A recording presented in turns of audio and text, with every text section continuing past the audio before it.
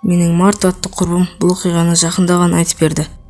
Сабақ күндері басталды, ал ол болса қаладағы ескі пәтер сатып алды. Таңертең университетте сабақ оқыды, ал кешке кафеде жұмыс жасады. Ол үйге келе сала шаршайтын және бірден ұйқыға кететін. Үй күдікті ештеме тудырмайтын. Бір күні неге екені белгісіз кафені жауып тастады және бәрін үйлеріне жіберді. Бос уақытта пайда болғаннан кейін демалуды шешті. Бірақ соңғы күндері оны біреу аңдып жүргендей сезім болды.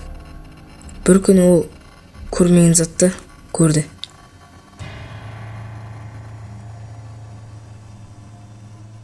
Ол ас бөлме тамақ дайындап отыр еді. Бір кезде ол біреудің оған бұрыштан қарап тұрғанын сезді. Бірақ Марта басын қозғауға қорықты. Сосын ары қарай өз жұмысын жасай берді.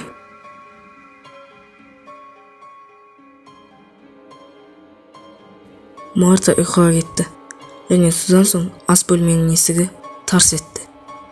Марта қорыққаннан соң шамды жақты және содан соң дыбыс тоқтады. Сол кезде ғана ұйықтай алды.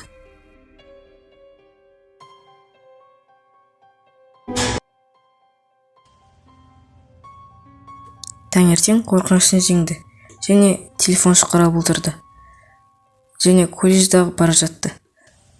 Бірақ ол телефон шұқылап отырғанда көргені қорқыныштан атылып кететіндей болды. Сол түні оны біреу суретке түсіріпті және суреттері көп болды.